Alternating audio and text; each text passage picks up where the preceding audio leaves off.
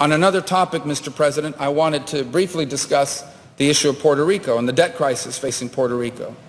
As you may know, Mr. President, the island faces a major deadline coming up, a $422 million debt payment that is due on May 1st, which is this Sunday. If this deadline isn't met, it's going to cause some serious problems, and not just for the people of Puerto Rico, who, let's not forget, are American citizens, but also for millions of others throughout the United States. I'll focus on one example today of an American community that would be very negatively impacted, and that's the city of Jacksonville in my home state of Florida. Jacksonville is a port city. So its residents, its businesses, and families depend in large part on trade. And a recent article in the Florida Times-Union detailed exactly how close the relationship is between Puerto Rico and the shipping industry in Jacksonville. In 2009, as much as 75% of the goods coming in and out of Puerto Rico flowed through the ports at Jacksonville, which brought about $1 billion worth of economic impact to the city. In just the past year, between October and March, Jacksport has seen a 32% increase in cargo tonnage from the island.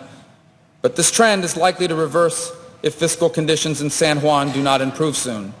If Puerto Rico misses the payment on May 1st and its debt crisis further escalates, its economy is going to stagnate even more than it already has, and the harm is going to be passed on to any community like Jacksonville that has a significant economic stake in the island's well-being.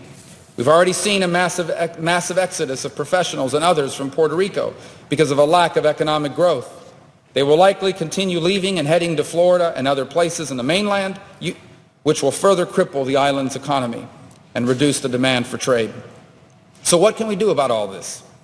Some have suggested Washington can deliver a silver bullet solution to help Puerto Rico out of its debt. This simply isn't true. The reality is that nothing Washington does will be effective until Puerto Rico and its government leaders turn away from decades of failed policies. Their tax rate continues to be too high. Government regulations are stifling, and they are spending more than they take in. I don't care if you're an island, if you're a government, if you're a business, or if you're a family. If you spend more than you take in and you do it for long enough, you're going to have a debt problem. That's what's happening here in Washington. That's what's happening to Puerto Rico. And anytime your economy isn't growing, you're going to have a further problem. And no restructuring is going to solve that until they restructure the way they spend money.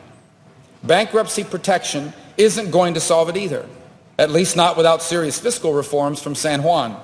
Otherwise, if we grant bankruptcy protection, Puerto Rico will simply go bankrupt again not far down the road.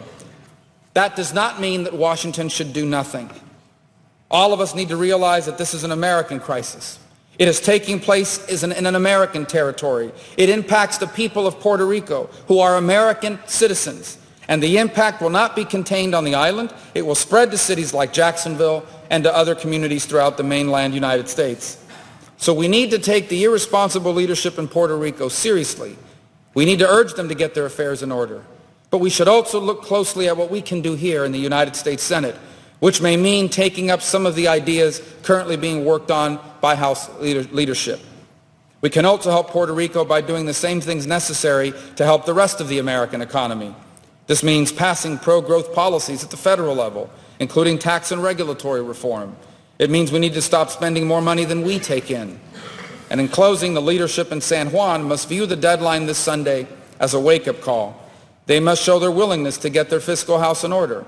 If they don't, our options in Washington will be very limited and won't have support from taxpayers. But I think this is a wake-up call for us. This notion that somehow this issue with Puerto Rico will figure itself out, it's not true. This notion that somehow this issue with Puerto Rico, it's not that important, we can put it to the side because it's not a state, it's not true. Puerto Rico is a territory of the United States.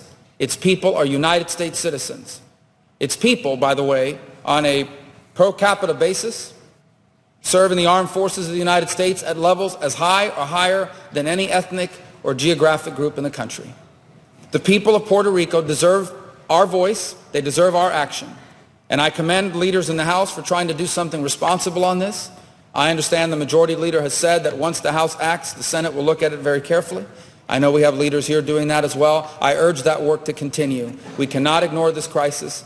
Neither can the leaders in San Juan, and I hope we can find a solution sooner than later for what Puerto Rico is facing with its fiscal crisis. which this Sunday you're going to be reading all about when they miss their debt payment. With that, Mr. President, I yield the floor and suggest the absence of a quorum. Clerk will call the roll.